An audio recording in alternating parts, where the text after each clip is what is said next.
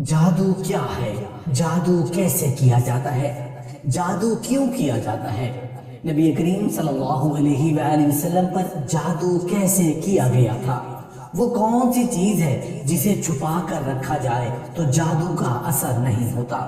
جب نبی کریم صلی اللہ علیہ وآلہ وسلم پر جادو کیا جا چکا تھا تو آپ ان دنوں میں کیا محسوس کرتے تھے؟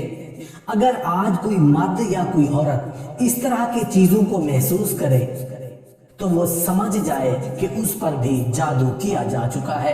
محترم سامعین، آج ہم جس حقیقت سے پردہ اٹھانے جا رہے ہیں وہ کوئی دیو مالائی کہانی نہیں، نہ ہی کسی فکشن ناول کا باب ہے۔ یہ وہ زہر ہے جو دلوں میں بسا دیا جاتا ہے، وہ آگ ہے جو رشتوں کو جلا کر راکھ کر دیتی ہے، اور وہ اندھیرا ہے جو روشنی کے گھروں میں بھی سایہ ڈال دیتا ہے۔ ہم بات کرنے جا رہے ہیں اس خفیہ، منحوس اور خطرناک ہتھیار کی جس کا نام ہے جادو۔ کیا آپ نے کبھی سوچا ہے کہ جب راتوں کو بے وجہ دل گھبرائے، جب جسم بے سبب تھک جائے، جب سوتے جاگتے کچھ دکھائی دے، یا زندگی میں ایک کے بعد ایک بند دروازے ملے، تو کہیں یہ جادو کا وار تو نہیں؟ یہ وہ زہر ہے جو نہ دکھتا ہے، نہ سونگھنا جا سکتا ہے، نہ ہاتھ آتا ہے، مگر جسم کو مفلوج اور روح کو زنجیروں میں جکڑ دیتا ہے۔ یہ وہ حملہ ہے جو خاموشی سے کیا جاتا ہے اور اکثر قریبی لوگ ہی اس کے پیچھے ہوتے ہیں۔ ایک ایسا حملہ جو دشمن سے نہیں، اپنوں کے دل کے کینے سے نکلتا ہے۔ یہ کوئی معمولی خطرہ نہیں۔ جادو صرف زندگی نہیں برباد کرتا، بلکہ دین، دماغ، ایمان اور حتیٰ کہ عقیدے کو بھی چاٹ جاتا ہے۔ اور حقیقت انگیز حقیقت تو یہ ہے کہ جادو کا نشانہ صرف عام انسان نہیں بنا، بلکہ خود نبی کریم صلی اللہ علیہ وآلہ وسلم کو بھی اس کا سامنا کرنا پڑا۔ ذرا سوچئے، رحمت للعالمین ہوں، جن کے لیے زمین و آسمان کی مخلوق دعائیں کرے، اگر ان پر بھی جادو کیا جا سکتا ہے تو پھر ہم اور آپ کس کھیت کی مولی ہیں؟ یہ انٹرو ایک چینج ہے، ایک تڑپ ہے، ایک تنبیہ ہے ان سب کے لیے جو جادو کو صرف فلموں کی کہانی سمجھتے ہیں۔ نہیں، یہ حقیقت ہے، تلخ، تکلیف دہ اور روح فرسا حقیقت۔ اور آج ہم اسی حقیقت کی تہ میں اتریں گے کہ آپ تیار ہیں؟ جادو ایک حقیقت ہے، مگر یہ کہانیوں کا حصہ نہیں، بلکہ انسانی بربادی کا وہ قدیم ہتھیار ہے جو شیطان نے آدم کو، اولاد کو نیست و نابود کرنے کے لیے ایجاد کیا۔ جب انسان اللہ کی نافرمانی کرتا ہے، جب حسد دل میں بھڑکتا ہے، جب انتقام آنکھوں میں اترتا ہے، تو وہ شخص شیطان کی گود میں جا گرتا ہے، اور وہیں سے شروع ہوتا ہے جادو کا سفر۔ اسلامی تعلیمات کے مطابق جادو کی ابتدا آسمانوں میں نہیں بلکہ زمین کے اندھیروں میں ہوئی۔ جب اللہ نے حضرت سلیمان علیہ السلام کو جادو پر غلبہ عطا فرمایا تو شیاطین نے اس کو چھپ کر پھیلانے کی کوشش کی، یہاں تک کہ بنی اسرائیل کے کچھ افراد اس میں مبتلا ہو گئے۔ قرآن میں واضح طور پر ارشاد ہوتا ہے وَمَا كَفَرَ سُلَيْمَانُ وَلَكِنَّ الشَّيَاطِينَ كَفَرُوا يُعَلِّمُونَ النَّاسَ السِّحْرَ۔ اس آیت میں جادو کو براہ راست کفر قرار دیا گیا ہے اور اس کی تعلیم دینے والوں کو شیطانوں کا پیروکار کہا گیا ہے۔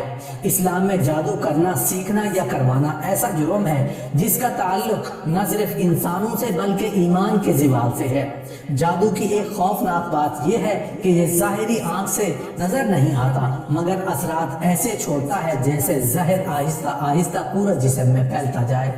ایک ماں کا بیٹا اچانک ماں کا دشمن بن جائے، ایک شوہر اپنی بیوی سے نفرت کرنے لگے، اچانک رزق بند ہو جائے، کاروبار بیٹھ جائے، نماز میں دل نہ لگے، رشتہ دار دشمنی پر اتر آئے، خواب میں ڈراؤنے چہرے نظر آئے، جسم پر نیلے کالے نشان بنے، تو سمجھ لو کہ جادو کی لپیٹ میں آ چکے ہیں۔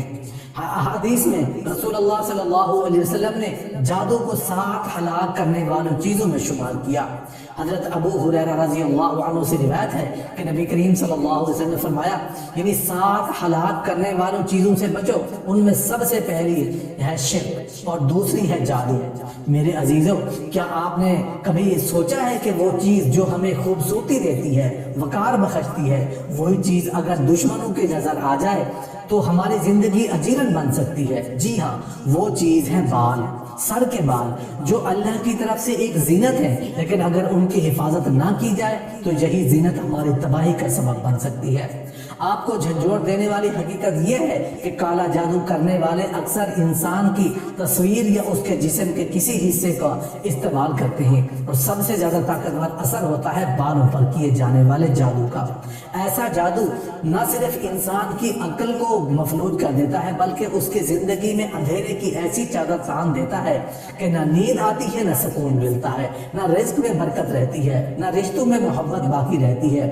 عورتیں اکثر لاپرواہی سے اپنے بال کھلے رکھتی ہیں، سوشل میڈیا پر تصویریں اپلوڈ کرتی ہیں، دوسروں کے سامنے بلا وجہ اپنے بالوں کی نمائش کرتی ہیں، لیکن انہیں معلوم نہیں ہوتا کہ ان کا یہ عمل کسی شیطان کی آنکھ کو دعوت دے رہا ہوتا ہے۔ کالے جادو کرنے والے صرف ایک بال سے پورے جسم پر جادو کر سکتے ہیں، اور سب سے زیادہ خطرناک جادو سر کے بالوں سے کیا جاتا ہے، کیونکہ ان میں انسان کی روحانی طاقت جڑی ہوتی ہے۔ یہ جادو آپ کی صحت چھین سکتا ہے، آپ کے بچے پیدا کرنے سے روک سکتا ہے، یہاں تک کہ آپ کو موت کے قریب تک جا پہنچا سکتا ہے۔ اس لیے میری بہنوں، میری بیٹیوں، ہمیشہ اپنے بالوں کو ڈھانپ کر رکھو، انہیں کسی غیر محرموں کے سامنے ظاہر نہ کرو، اور یاد رکھو بال اگر چھپائے جائیں تو جادو کا وار خالی جاتا ہے، مگر اگر بال نظر آ جائے تو جان بھی جا سکتی ہے۔ کے نزدیک جادو کرنا یا کروانا انسان کو دائرہ اسلام سے نکال دیتا ہے، کیونکہ اس میں اللہ کے سوا دوسرے کسی غیر مرئی مخلوقات سے مدد مانگی جاتی ہے، جو سراسر شرک ہے۔ جادو کے اثرات نہ صرف جسمانی ہوتے ہیں بلکہ روحانی طور پر بھی انسان کو کھوکھلا کر دیتے ہیں۔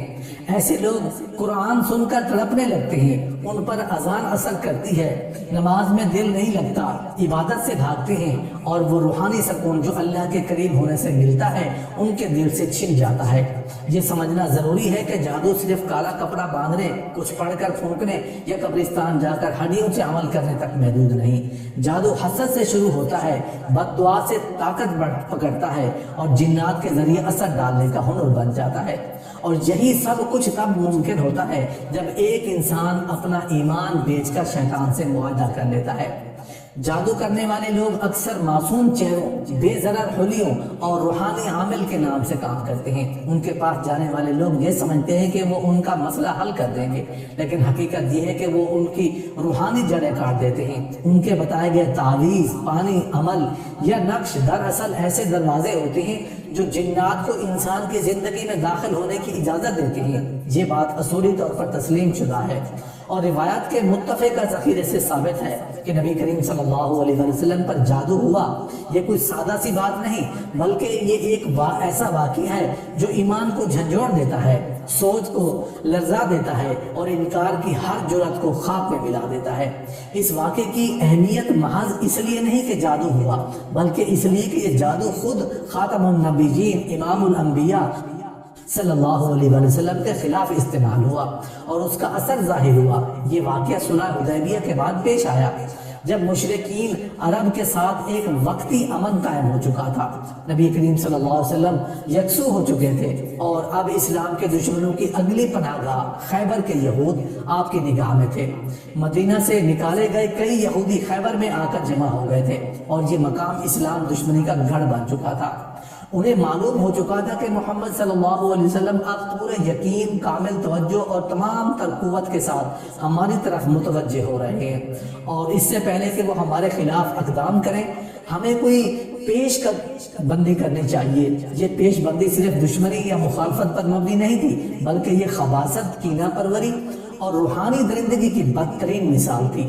خیبر کے یہود نے اپنی شرارتوں کی انتہا کرتے ہوئے جادو کا سہارا لینے کا فیصلہ کیا۔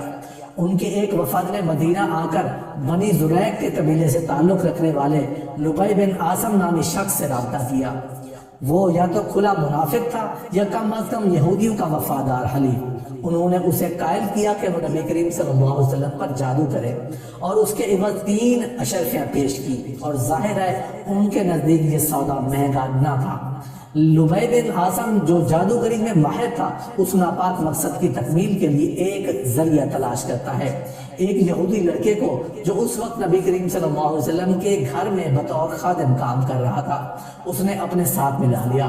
اسی خادم کے ذریعے نبی کریم صلی اللہ علیہ وسلم کی استعمال شدہ کنگھی اور اس میں پھنسے ہوئے چند بال اور کنگھی کے کچھ دانے حاصل کیے گئے، اور یہ وہ چیزیں ہیں جن پر جادو کا عمل کیا گیا۔ یہاں ایک لمحے کو ٹھہر کر سوچنے کی ضرورت ہے، جادو کے لیے ان اشیاء کو استعمال کرنے کا مقصد کیا تھا؟ کیا یہ کوئی پنجگانہ رسم تھی؟ ہرگز نہیں۔ آج کی جدید سائنس تک اس نقطے کو تسلیم کرنے لگی ہے کہ انسانی بال یا جسم کے کسی بھی عضو میں اس کے مکمل جینیاتی کوڈز موجود ہوتے ہیں جو اس کی شناخت، شخصیت، حتیٰ کہ اس کی روحانی لہروں تک کو ظاہر کرتی ہیں۔ جادوگر انہیں جسمانی اعضاء کو بنیاد بنا کر شخص پر اثر انداز ہونے کی کوشش کرتے ہیں۔ ریڈیشن کی مختلف اقسام، توانائی کی لہریں اور جناتی واسطے، یہ سب ایک عالم غیب کا حصہ ہیں اور جادو اسی کی ناپاک ترین شکل ہے۔ چنانچہ نبی کریم صلی اللہ علیہ وسلم کے بال اور کنگھی کے ذریعے ایک ایسا جادو تیار کیا گیا جو اپنے شدت میں خالص خباثت اور شیطانیت کا مظہر تھا۔ تانبا یا موم کا پتلا تیار کیا گیا جس میں 11 گرہیں لگائی گئی، ان گرہوں میں سوئیں چبوئی گئیں اور اس سحر شدہ شے کو ایک کنویں کے اندر، جس کا نام زروان یا زروان یا بعض روایت کے مطابق ذی اروان تھا، ایک بھاری پتھر کے نیچے دبا دیا گیا۔ یہ کوئی عام حرکت نہیں تھی، یہ نبی کریم کی جان، وقت، صحت اور سکون کو نشانہ بنانے کی ایک مذموم کوشش تھی۔ اور پھر جادو نے اثر بھی دکھایا۔ نبی کریم صلی اللہ علیہ وسلم کی طبیعت میں عجیب کیفیت پیدا ہونے لگی، جیسے جسم پر بوجھ سا ہو، جیسے ذہن دھندلا للا ہو، جیسے کوئی چیز بندش میں ہو، ایک عجیب نسیان کی کیفیت، کوئی کام نہ کیا ہو مگر محسوس ہو کہ کیا جا چکا ہے۔ یہ وہ لمحے تھے جب وحی کا نزول وقتی طور پر رکا نہیں، لیکن آپ کی بشری طبیعت کو ضرور ایک ایسی گرفت میں لے گیا تھا جو اندر ہی اندر آپ کو جھنجھوڑ رہی تھی۔ جادو کا ذکر سن کر ہمارے ذہن میں اکثر وہی پرانی کہانیاں آتی ہیں جن میں کوئی چڑیل، کوئی جن یا کوئی کالا کپڑا لیے ہوئے عامل نظر آتا ہے، مگر جو بات ہم بھول جاتے ہیں وہ یہ ہے کہ جادو صرف ایک ڈراؤنی کہانی نہیں، یہ ایک زندہ، حقیقی اور خطرناک ہتھیار ہے جو انسان کی روح، دل، صحت، عزت، گھر اور نسلوں کو برباد کر دیتا ہے۔ یہ صرف لوہے یا تلوار سے نہیں بلکہ الفاظ، ارادوں اور شرک آمیز عملیات سے کیا جاتا ہے، اور اس کی زد میں آنے والا نہ صرف دنیا کی بربادی دیکھتا ہے بلکہ آخرت میں بھی اس کا انجام خوفناک ہوتا ہے۔ اسی لیے اللہ تعالیٰ نے قرآن مجید میں جادو کی کھلی گمراہی، شرک اور اللہ کے عذاب کا سبب قرار دیا ہے۔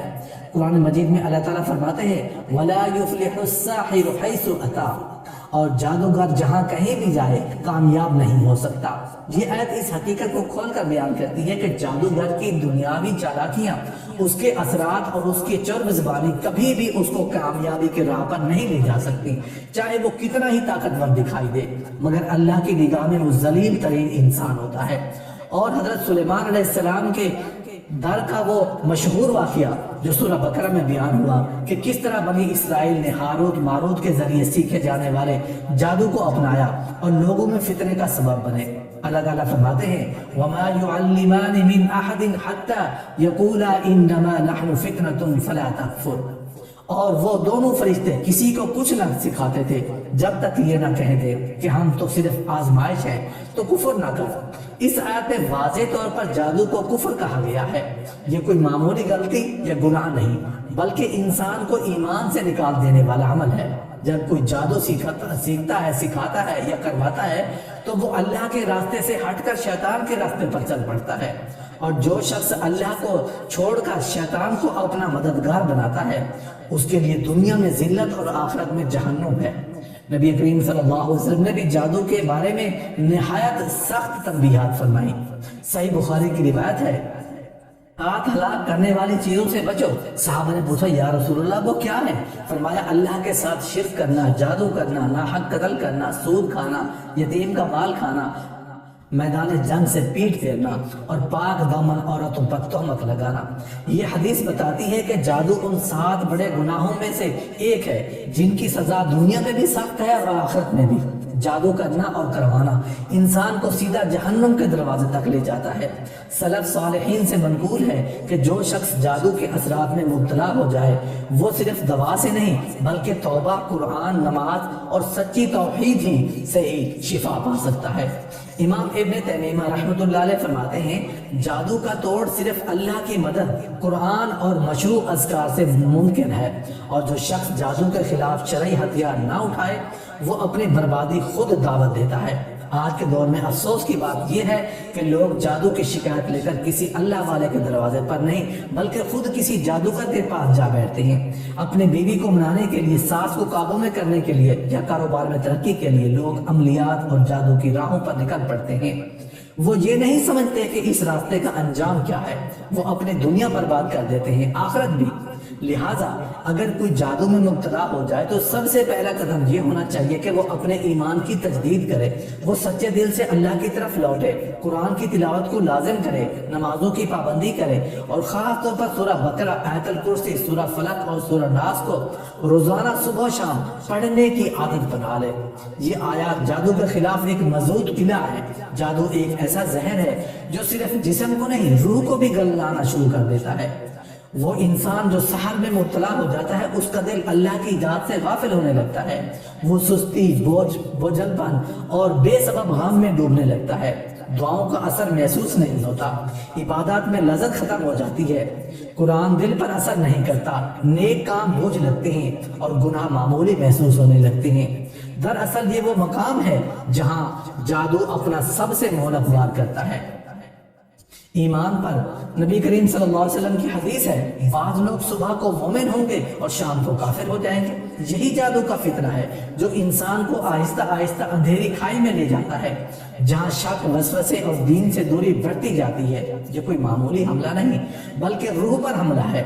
حضرت عبداللہ بن مسعود رضی اللہ عنہ سے روایت ہے کہ ایک شخص نبی کریم صلی اللہ علیہ وسلم کے پاس آیا اور کہا وہ جادو کے اثر میں ہے۔ آپ صلی اللہ علیہ وسلم نے فرمایا اللہ کے کلام میں شفا ہے، مگر تمہیں اللہ پر مکمل یقین رکھنا ہے ہوگا۔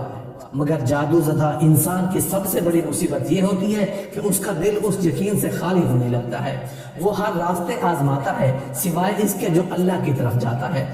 بعض دفعہ وہ تعویذ، جھاڑ پھونک یا جیلی عاملوں کی پناہ میں چلا جاتا ہے، اور یہی وہ لمحہ ہوتا ہے جب اس کا ایمان کمزور ہو کر بکھرنے لگتا ہے۔ جادو کا اصل مقصد ہی یہی ہے کہ انسان کو روحانی طور پر کمزور کر کے اسے رب سے کاٹ دیا جائے۔ یہ ایسی آہنی زنجیر ہے جو نظر نہیں آتی مگر انسان کی روح کو جکڑ لیتی ہے۔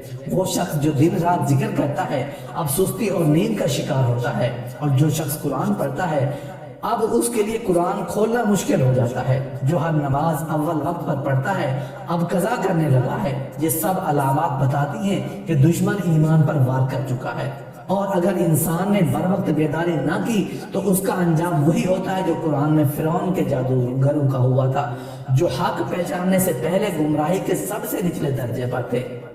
عزیز بھائیوں اور بہنوں، یہ دنیا ایک آزمائش گاہ ہے۔ یہاں انسان صرف بیماری، فقر، مصیبت یا دشمنوں سے نہیں بلکہ اندیکھی قوتوں سے بھی آزمائش میں ڈالا جاتا ہے۔ انہی میں ایک آزمائش جادو ہے جو نہ نظر آنے والی مگر روح اور جسم پر اثر کرنے والی بدترین آفت ہے۔ خصوصاً کالا جادو ایک ایسا زہریلا حملہ ہے جو نہ صرف انسان کے خیالات، ذہن، صحت، رزق اور رشتے تباہ کرتا ہے بلکہ کئی مرتبہ انسان کو دین سے بھی دور لے جاتا ہے۔ لیکن یہ بات یاد رکھنا بہت ضروری ہے کہ جادو جتنا بھی طاقتور ہو اللہ کی قدرت سے بڑا نہیں ہو سکتا۔ اللہ ہی شفا دیتا ہے، بچانے والا ہے، اور اللہ ہی سب سے بڑی پناہ ہے۔ جادو سے بچنے کا سب سے پہلا اور مضبوط طریقہ اللہ پر کامل ایمان اور یقین ہے۔ اگر انسان اپنے رب پر کامل توکل کر لے، صبح شام کے اذکار کی پابندی کرے، 5 وقت نماز قائم کرے اور گناہوں سے بچتا رہے تو وہ اللہ کی حفاظت کے حصار میں آ جاتا ہے۔ نبی کریم صلی اللہ علیہ وسلم نے صبح شام کے اذکار کو ڈھال قرار دیا، خصوصاً سورۃ الفلق، سورۃ الناس، سورہ اخلاص، تینوں سورتیں صبح شام 3 مرتبہ